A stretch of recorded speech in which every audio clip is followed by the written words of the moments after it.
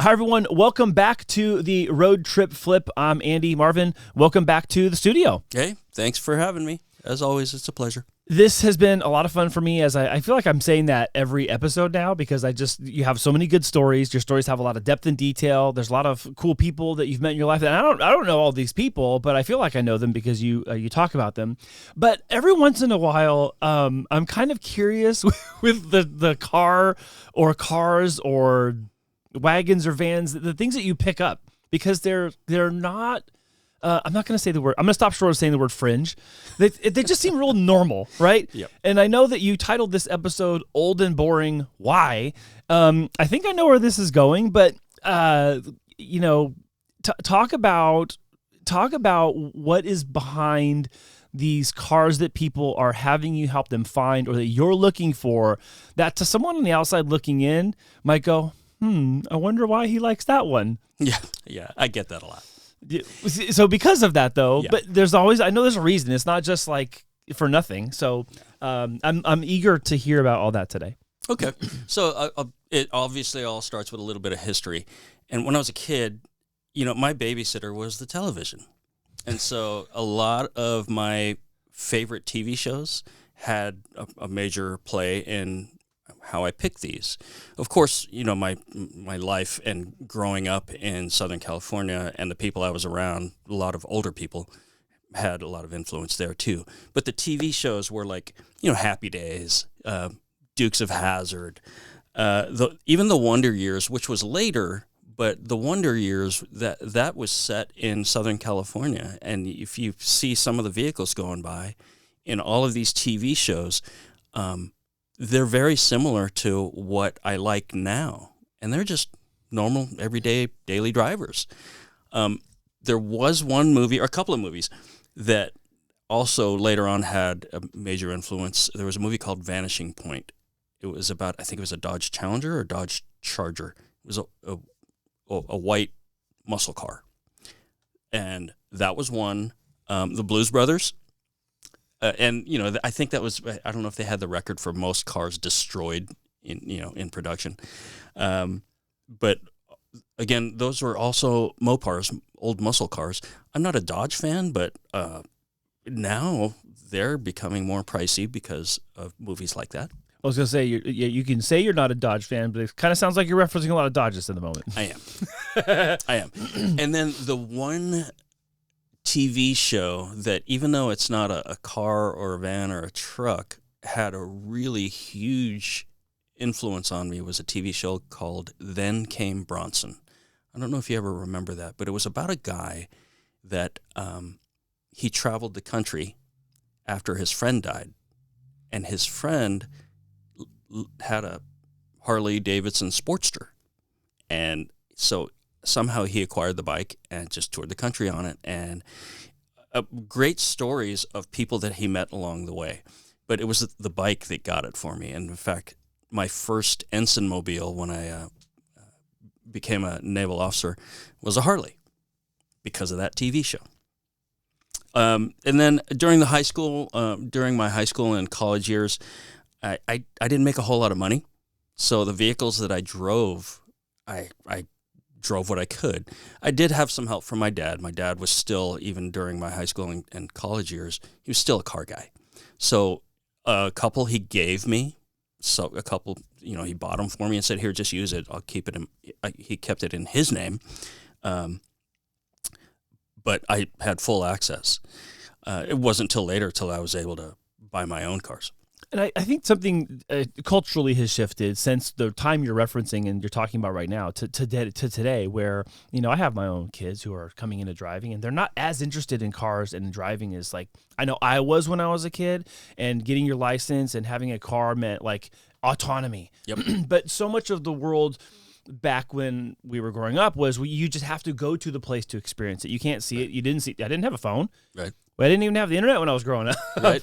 So for us, that meant something different. And I, everyone seems to remember their first car as awesome as it was or as terrible it was. And sometimes people like say the same thing you're talking about right now. It's like, hey, look, I didn't have a lot, but I had that car, and it might have been terrible, but because it was mine, it was awesome. Yep. So sometimes the state of the car isn't as important as just the fact that you had it. Yeah, yeah. And speaking of which, my first car was a Volkswagen Bug, 1969 version.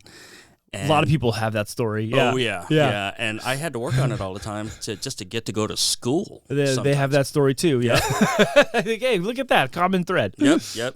So, but yeah, as far as getting to school, I needed a vehicle to get to work, to get to college. And as far as some of the jobs, they didn't necessarily need a whole lot of travel time, but being that we're products of the car culture, you at least want to get to school or work in something that you like driving. And then, of course, in my off time, I was probably in the water, so I had to pack either surfboard or fins, wetsuits, what have you, or buddies. So, yeah, I didn't exactly have high-paying jobs either, so it kind of perpetuated driving a hoopty. So, I mean, I worked in restaurants. I worked as a graphic artist. I even worked at the Penny Saver. I don't know if you remember that. Oh, yeah. It was a classified ad magazine. Yeah, no, I remember the Penny Saver. Yeah, and that's why I'm an Apple fan, just because we worked in the 80s, late 80s, on the first Macintosh computers, building ads for the Penny Saver. No way. Yeah. I never knew that. Yeah, so that's cool. Yeah, it was pretty fun. I mean, I'm not a techno nerd now, but that's what set the pace for me way back then. It wasn't until I got my first real job with the Navy, that I was able to afford a new vehicle finally, and I bought a Harley as my first new car, and that was that was a huge shift. But getting up to that point, I had to wear thrift shop clothing because I couldn't afford new clothing. My sisters were the ones that taught me how to buy thrift shop clothing. In fact, this is from a thrift shop. The jeans I'm wearing from a thrift shop. I wear brand new socks and chonies. Okay. So, good. I'm glad there's that. So, but yeah, my sisters actually were very stylish, in the clothing that they wore, because they pieced it all together from vintage clothing stores. Yeah. But yeah, between vintage clothing stores and actual, like Salvation Army, Goodwill, I still go, because it also became a part of what I did as an adult, trying to save money. So the whole concept of repurposing, reusing, recycling, that's been a huge theme in my life. Even to the point of where, like, during Christmas, the owner of my house, the first owner of my house, I'm the second owner, he was a cabinet maker. He was a woodworker. And I had a whole bunch of lumber underneath the house and up in the attic. And so I took all that scrap lumber and I made little Christmas trees out of scrap wood, and then had the kids paint them when they were kids. I took some of the plywood and made a toy dollhouse for my daughter. Actually, not a dollhouse, a playhouse, full size, out in the backyard. So I didn't have to go buy anything. So I just used what I had. And, other things that led up to it, I don't know about your parents, but my parents always said, eat all your food. And I'm thinking in my head, well, if I don't eat it, what are you going to do with it? They tell you you're starving children in Africa, right, or wherever, right? Yeah. What, are you going to send it to them if I don't eat it? No. Yeah. Fair point. Yeah. So I had to eat all my food. I had to do everything to do my part. And our parents, my parents, were born during the Depression era, and while they were raised in the Philippines, I'm sure it was exactly the same, where their parents told them, don't be wasteful. So it led into everything that I did as an adult. I don't have a lot of expendable cash to spend on things that, extravagant things like vehicles. So I always bought used. So do you credit that? Do you credit that kind of lifestyle or that approach to why you look for good deals? I mean, I understand the idea of getting a bargain. Like I get that point, especially when you're like going to buy a car, right? Right. And you told a story. I remember you telling me the story when we were doing Rob O's Tundra. Yeah. And you were talking about like he had already like negotiated a price with the guy, Yeah. and then you still showed up and you got him another $500 off or something like that. Yep. So congratulations, art of the deal, Marvin. You're killing it in that negotiation. But it's I understand. I can see that there's like a strong parallel, but I can also put my finger on it that like there's an affinity for things that just need to be nurtured a little bit, or maybe they've been used. They got a little bit aware. They probably got a story of their own, but then you end up taking it on, and it just becomes a part of you. Like what's behind that? Is that all these things from growing up this way, and your sister's helping you thrift, and still having that kind of desire to be be able to like stitch things together and. Oh, absolutely. And I think a lot of my answer would come from the same people that animate the movie Cars. Some people take these things a step further, myself included, that, they personify these things. And it's interesting you ask that question because these vehicles are basically an extension of me. You think about it. I mean, look at the whole title, Old and Boring. No, I thought you maybe were trolling me, and you're going to call me that. No, and you're like, hey Andy, this episode's called Old and Boring. No, # your new nickname. And right. Well, and while I think certain aspects of my life are very mundane, I don't think my vehicles are. That's for sure. They might look like they're in original condition. Some of the vehicles that I enjoy, but they sometimes in many ways represent me as a person. Look at them aesthetically. I don't want to give away too much, but there's a van that I purchased. It's a patina van. It's rusty on the outside, but the inside is in original condition. It's not ripped. It's not pristine, but it's in pretty good shape. So think of the parallel there. I'm not saying I'm perfect, and I'm on the inside. I'm just me. But these vehicles, when I make any little modification, it's really just to keep them running and keep them as dailies. I mean, you've seen the wagon that I drive. I was supposed to sell that one, but it really does represent me as a person because it's all in original condition. It's still going. It's been through some stuff, but it's been fixed. Got it running. And even the stuff that it's been through, not horrible, just needed to get smogged or, needed exhaust work, that kind of stuff. It's funny because, I mentioned exhaust. You put bad gas in a vehicle, what comes out the tailpipe? Bad exhaust? Right. Yeah, there you go. Yeah, another similarity. Yeah. I was going to say, you do take it to the beach, so both it and you are a bit salty. Da-doom, push. I chose the salty joke because I didn't want to make the wagon is short joke. Heyo. Da-doom. Yeah, but I mean, all of these, if I were to pick a theme, it would be function over form. Mm-hmm. They needed to provide utility, just like me. I work. These things need to work too. A lot of them need to carry stuff, if not carry people, whether they're surfboards or tools or even a laptop computer if it's a real estate appointment that I'm going to. The wagon, I think that's the main reason why I kept the wagon is because it's one of the cleanest vehicles I've owned recently that's old. And it really wasn't meant to be a business vehicle, but I show up in that thing to real estate appointments, and it kind of raises some eyebrows, but at least it's not a hoopty. Right. It's not a well, no, beater. it's unique. There's not a lot of people out there selling real estate and roll up in a wagon. Right. It's different. But again, like to your point, it's you.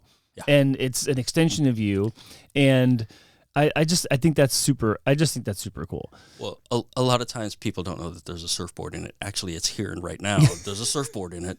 Isn't there always a surfboard in it? Actually, the surprise would be if there's only one. There probably need to be 2 or 3 in there all the time. Sometimes there is more than one, but no, I'm actually, not to give away too much, I'm probably headed out to the coast after this. But I think but again, knowing you, also there's a part of this too where I know when you acquire a vehicle or a motorcycle, it's important that it works because it's part of you getting back. I was like, I need to be able to drive this thing back to San Diego. Yes. However, asterisk caveat is, if it does need some work, I know you like doing some of the mechanical stuff too. I know you like wrenching on things. Yeah, so, and I can handle a lot of it, but I'm also a big fan of, if somebody's better at it than me, I'm okay with paying them.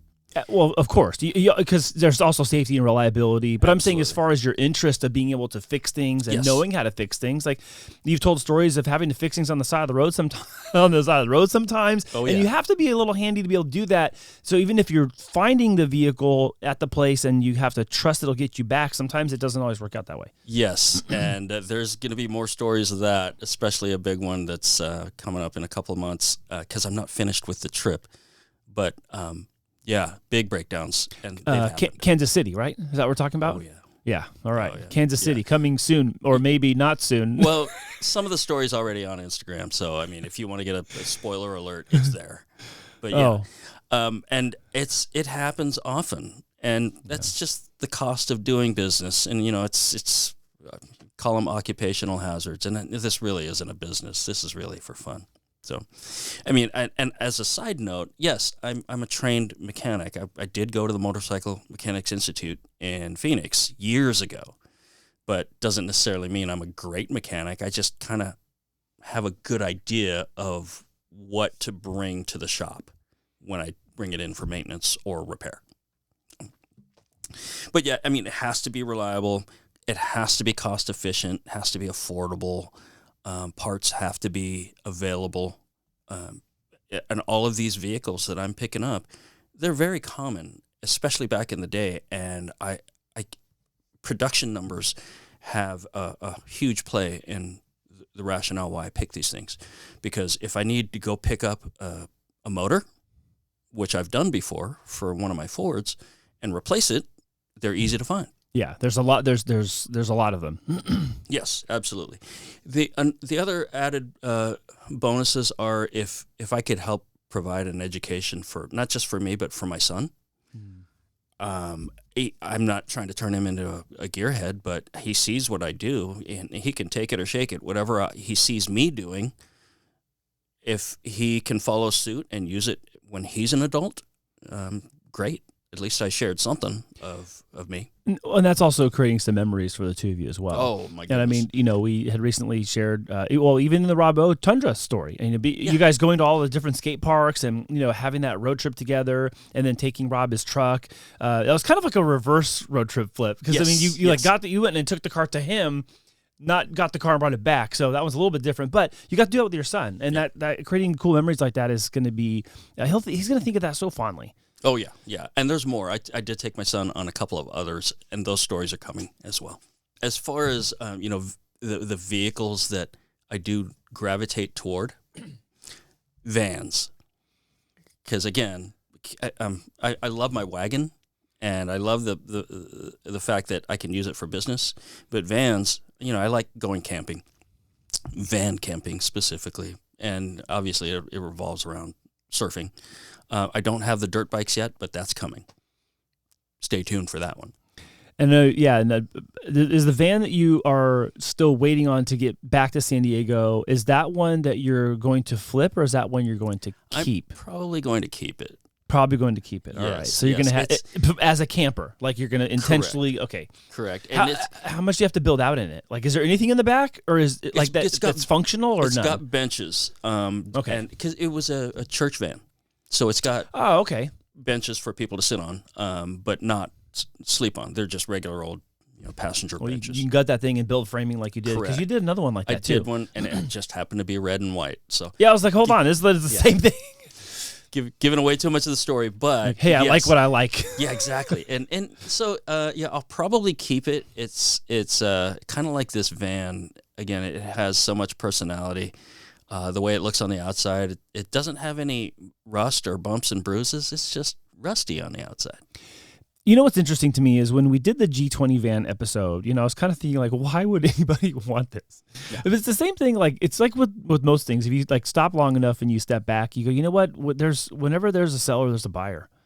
Yeah. And then I kind of reflected back on that when we were getting ready for today's show, and I was thinking, I watch these like barn hunter shows, and they have to sometimes convince the person to sell them the vehicle that's in their shed or whatever. Yeah. And they eventually become a seller because the deal's right. Yeah. But man, that buyer demand is strong. As odd or weird or quirky as the audience member might think that vehicle is, it carries some sort of value and sentiment for the person who's looking for it. Yeah, exactly. And how does the saying go? There's a butt for every seat. Yes. So, and it's, like I said, I don't flip a whole lot of these vehicles, but when I do, I usually don't have a problem. Yeah. And they're unique enough, even if they're back in the day plain Jane. I get stopped all the time at gas stations because of these vehicles that I drive. Oh, I can imagine. Yeah. So you don't know this, but well, maybe you know this. We're going to have to start a second channel. It's an offshoot of the Road Trip Flip, and it's going to be called the Flippin' Collector. Right. Because you have to sell some of the cars for us to keep calling it the Road Trip Flip, Marvin. I know. Otherwise, it's going to be the Flippin' Collector, and we got to change the whole thing. I know. I can't keep them all. I know. There was a point in time where I had 7 motorcycles in my garage, and it's like, yeah. How many of them could you ride at the same time? Right? The one? One. Yeah. People do make that argument. Sometimes my I love my wife. She'll be like, you can only drive one at a time. Like, yeah, but you can drive one each day of the week. Right. That's not really a clever enough answer, but it's my answer. Yeah. For as much as, you might have 7 motorcycles in your garage, and I'm trying to have 7 cars in mine, even though I don't yet. These vehicles you find, they're really important to you, and you've been talking about how they characterize you in a certain way. If you kind of had to like summarize and embody the whole, old and boring why, Marvin? Just in short, no pun intended. No, pun very much intended. These vehicles are old and nearly obsolete, but they have a lot of life left back in them, just like me. And so all of this, really, if you look at the big picture of why Marvin's doing this, I still am doing my best to live my best life, and these vehicles help me do it. And they help me do it in a way that is in parallel with me living my life and the vehicles living theirs. Even if they're not exactly personified, they're just inanimate objects until I get behind the wheel. So, yeah. In short, they just represent me. I love that. That is so cool because, as we've kind of embarked on this journey of you sharing the stories, and then we're kind of like peeling back these layers of all the backstory of the Road Trip Flip and how it came to be. And, you had recently shared about your father and your friend Marcy's father. And in that episode, we were talking about how like that friendship forged between you, and that was the epicenter of your like love for vehicles, was those hangouts on the weekends, like at the house in the neighborhood. Yeah. And like people showing up, like it was like a car show. And so it's fun for me to listen to you go into this more because it is so personal. I do a lot of content with people that it's for their business, it's for their trade, it's for what they do, and that's wonderful, and I love doing that. But one of the things that was intriguing to me when you had first come to talk to me about the Road Trip Flip was, first of all, I love automotive, everything. So I was already interested, like I'm in already. We're friends. There's also that. And I know that you have great stories because I've heard a lot of them. And it was so important to be able to like document these things and to share this with the audience members too. So, I'm just finding myself, as we're wrapping this one up today, like I'm finding myself very grateful and thankful that you're sharing all this with more people than, just your family and your close friends, because I think there's so many parallels that we can find in the things that we love, the reasons why we love them, and the reason why we put our time and effort into them, even if from the outside looking in, someone might question, why would they choose that one or choose that thing? But I think it's important to have something you're passionate about, that you put your time and effort into, which you already do off camera, and now we're here on camera talking about all that. So thank you, Marvin. It's been awesome. My pleasure. And, if I could make someone else's day better, including mine, Hey, mission accomplished. Hey, thanks, folks. I appreciate you stopping by. Do me a favor, like and subscribe, and hit the notification bell. And please leave a comment. I will get back to you as soon as I can. And until next time, I will see you on the flip side.